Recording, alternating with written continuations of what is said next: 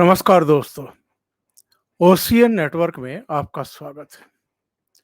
बड़े बुजुर्गों से और जो आज की ये पीढ़ी है, तांती है, इससे पहली पीढ़ी के मुंह से जो इस समय नौजवान है और हमने भी कई बार सुना, ये अंग्रेजों के ज़माने का बनाया हुआ पुल है, ये अंग्रेजों के ज़माने की इमारत है, ये अंग्रेजों के ज़माने की रेलवे पटरी है, रेलगाड़ी है।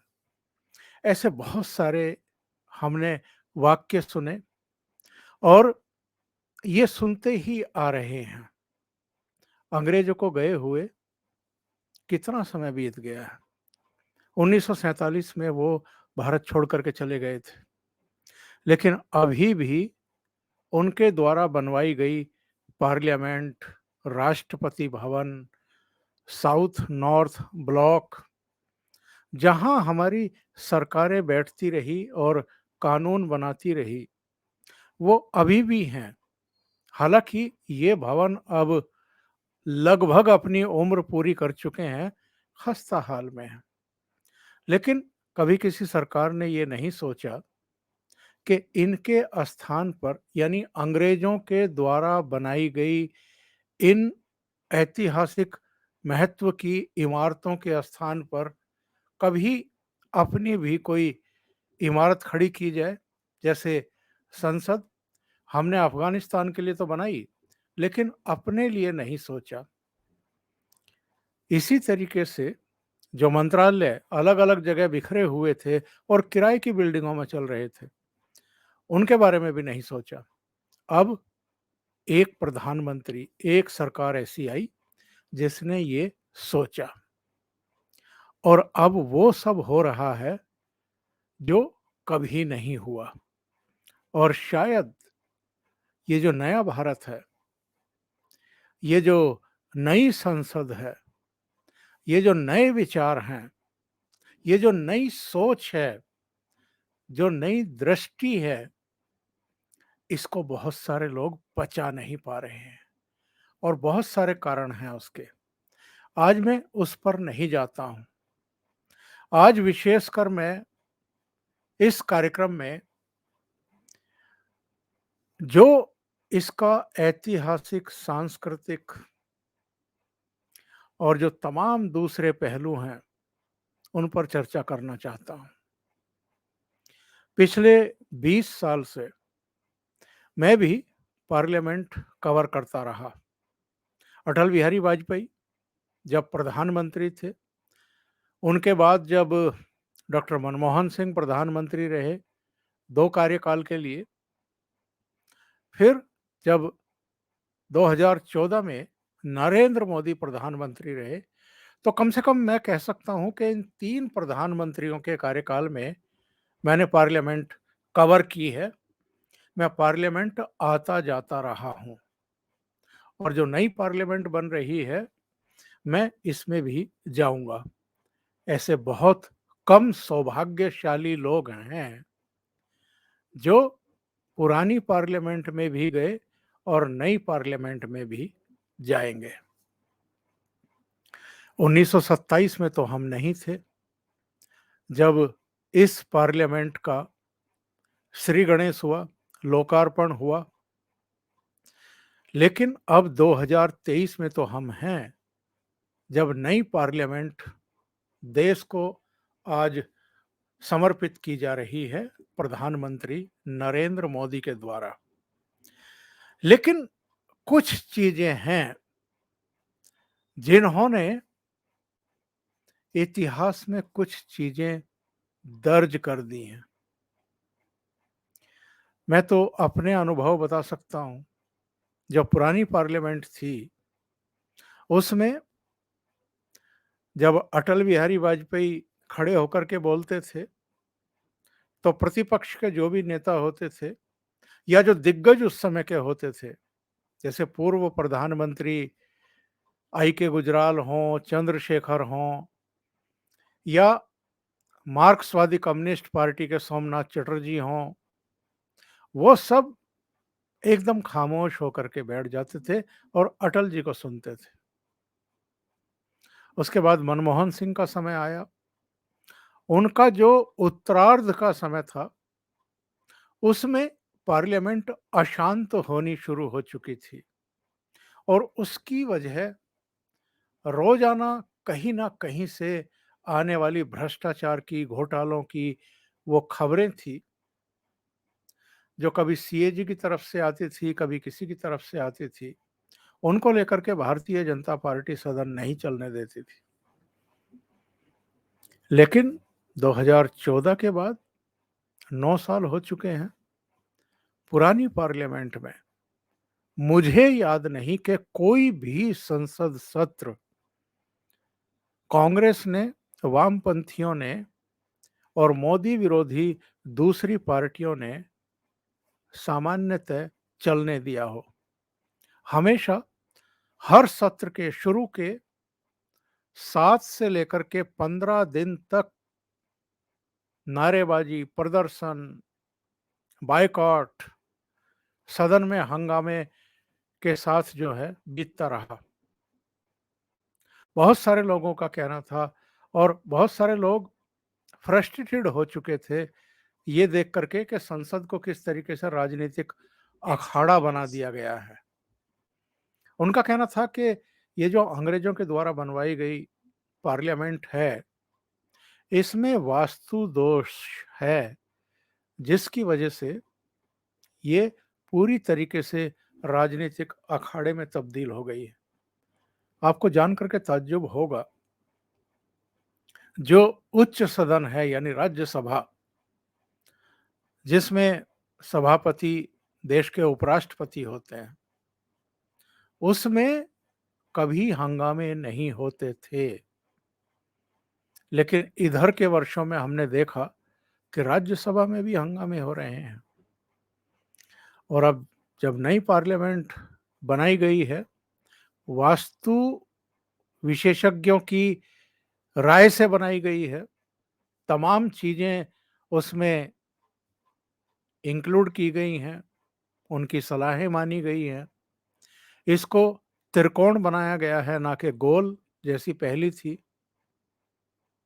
ये भारत की अपनी संसद है, वो अंग्रेजों के द्वारा बनाई गई संसद थी, जिसमें हम अब तक काम चला रहे थे, कानून बना रहे थे। आज भारत सक्षम है तो अपनी संसद भी बना रहा है, अपना प्रधानमंत्री का ऑफिस और आवास भी बना रहा है, उपराष्ट्रपति का आवास और कार्यालय भी बना रहा है और 50 से अधिक जो मंत्रालय हैं, उनकी भी भव्य बिल्डिंग्स बनवा रहा है, यानी सेंट्रल विस्टा और नई पार्लियामेंट। पर नई पार्लियामेंट के उद्घाटन का बहिष्कार किया जा रहा है। और बहिष्कार क्यों किया जा रहा है? क्योंकि जो तुष्टीकरण की राजनीति करते आए हैं, वो कई चीजें पचा नहीं पा रहे हैं।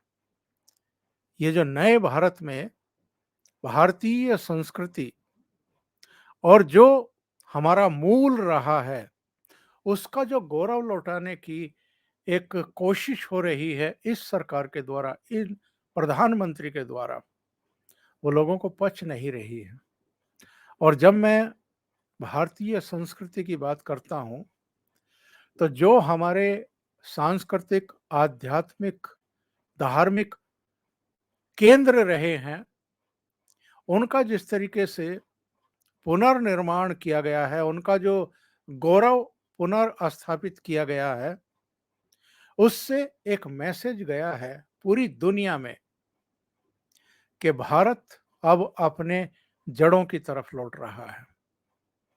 जो उसकी मूल संस्कृति है, जो उसकी पहचान है, उसकी तरफ लौट रहा है।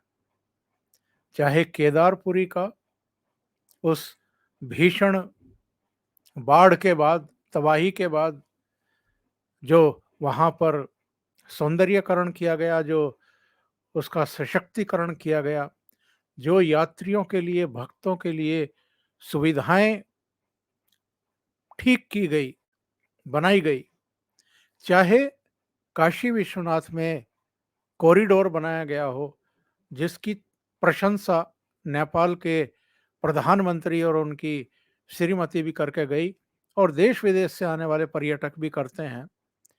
चाहे उज्जैन में महाकाल के परिसर का कायाकल्प हो, चाहे सोमनाथ मंदिर का उसके परिसर का कॉरिडोर का कायाकल्प हो, चाहे भगवान राम का भव्य मंदिर का निर्माण हो रहा हो, या अब जबकि नई संसद बन रही है, तब इसका जो लोकार्पण हो रहा है, वो पूरे हिंदू सनातन धर्म और संस्कृति के अनुरूप विधि विधान से किया जा रहा है।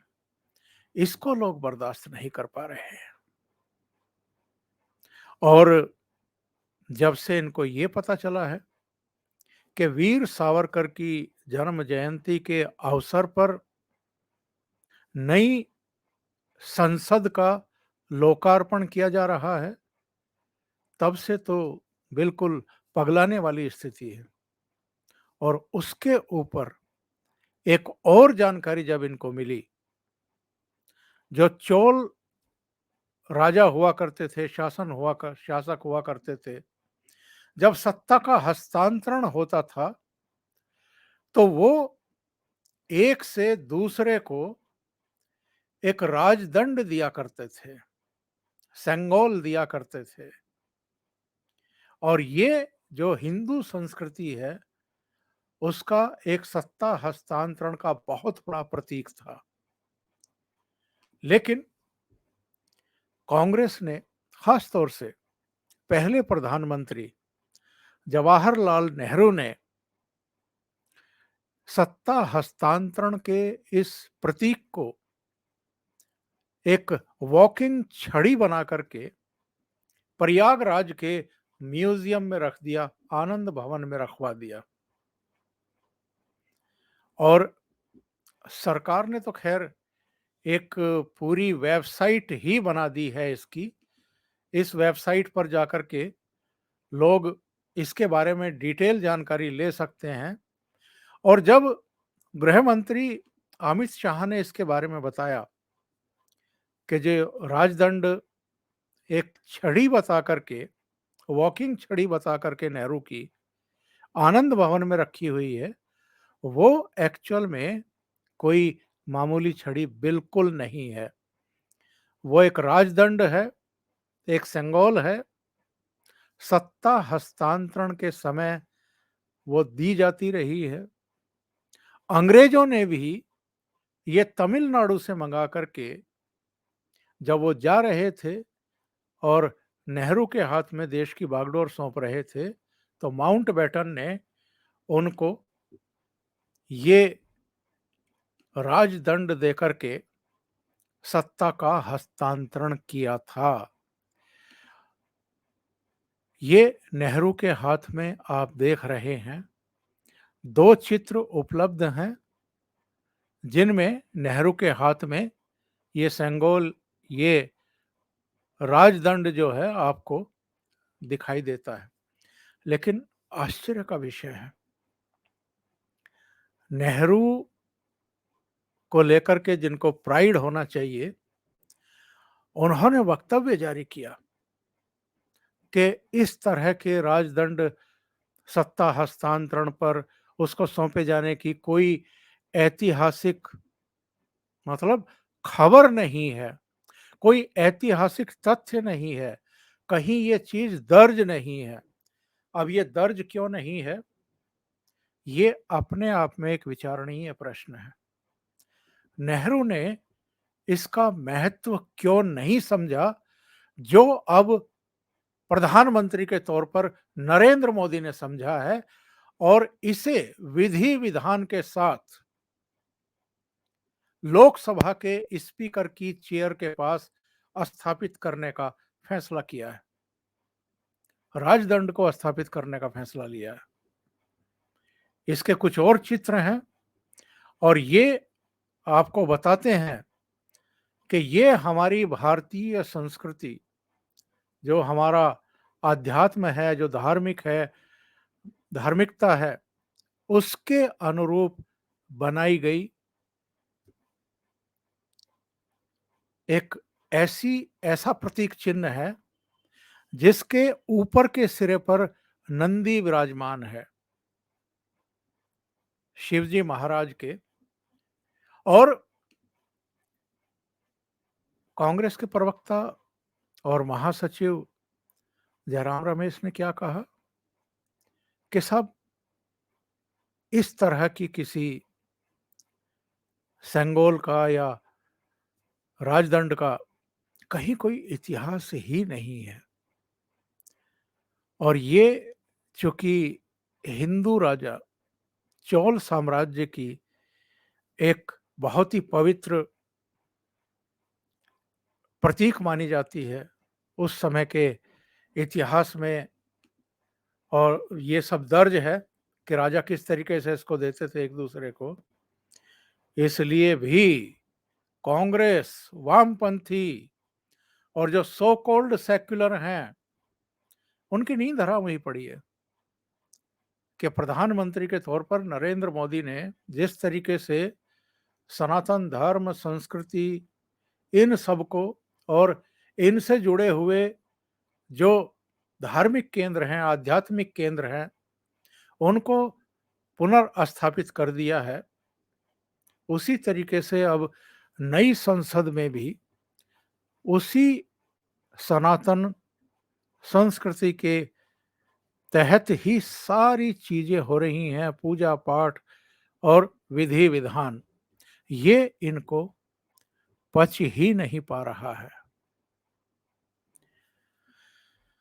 प्रधानमंत्री नरेंद्र मोदी ने शनिवार की शाम को अपने आवास पर तमिलनाडु के जो अलग अलग केंद्रों के अधिनम पहुंचे हैं रविवार को होने वाले समारोह के लिए, जो धर्मपुरम अधिनम, पलानी अधिनम, वरदाचलम अधिनम और थिरुकोयिलूर अधिनम के प्रतिनिधि साधु संत शामिल हुए समारोह में, जो उनके घर पर एक संक्षिप्त सा किया गया जिसमें उन्होंने राजदंड को प्रधानमंत्री नरेंद्र मोदी को सौंपा, जिसकी स्थापना स्पीकर की चेयर के पास होगा। जरा देखिए, उसके कुछ विजुअल्स जारी किए गए हैं, जरा एक नजर इसको देखिए।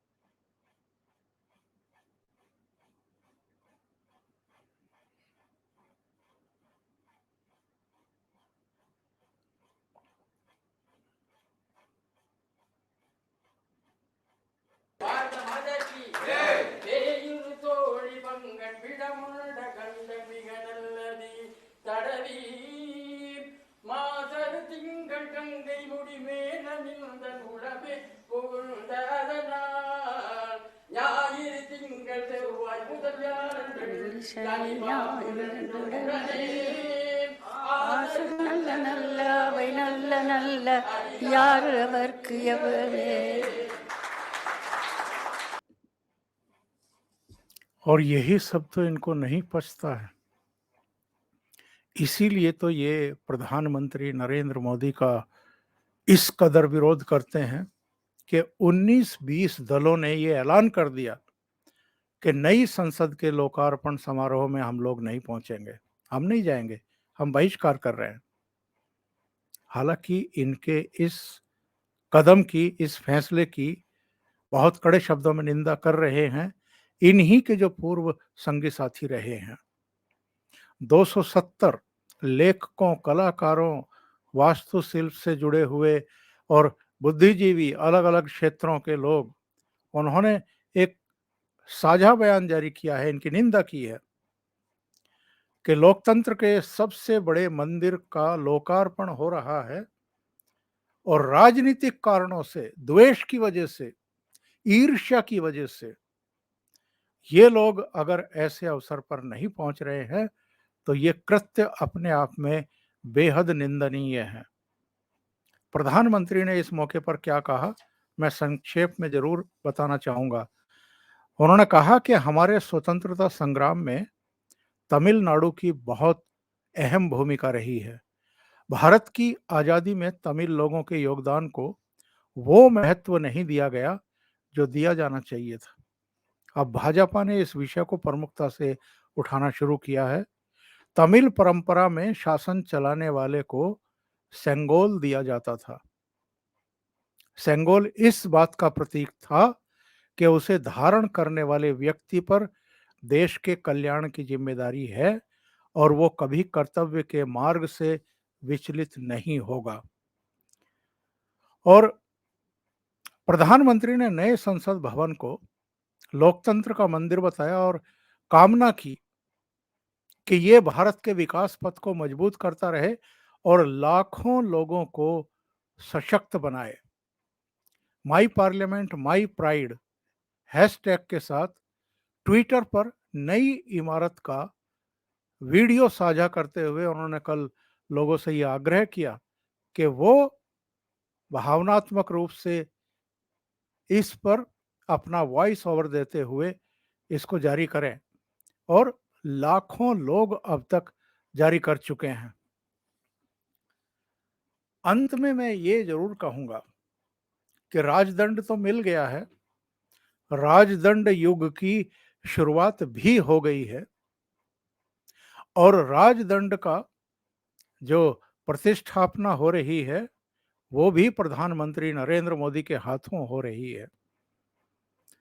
पर पिछले 9 वर्ष में प्रधानमंत्री रहते हुए ऐसे कई अवसर आए जब राजदंड का उपयोग करना चाहिए था प्रधानमंत्री को। इस देश में विघ्न संतोषी बहुत जीव पैदा हो चुके हैं जिन्होंने अलग अलग समय पर बहुत महत्वपूर्ण अवसरों पर विघ्न डालने की कोशिश की है और विघ्न डालने की कोशिश नहीं की है, समाज और राष्ट्र को कमजोर करने की कोशिश की है। समय आ गया है मोदी जी, अब तो राजदंड भी आपके हाथ में है।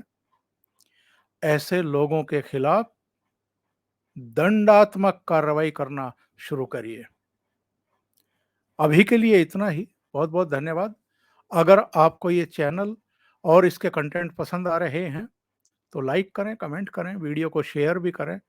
अभी तक अगर आपने ये चैनल सब्सक्राइब नहीं किया है तो सब्सक्राइब कर लें और साथ में लगे बेल आइकॉन को दबा दें ताकि आगे आने वाले वीडियो और उनके नोटिफिकेशन आप तक पहुंचते रहें। बहुत बहुत धन्यवाद। नमस्कार।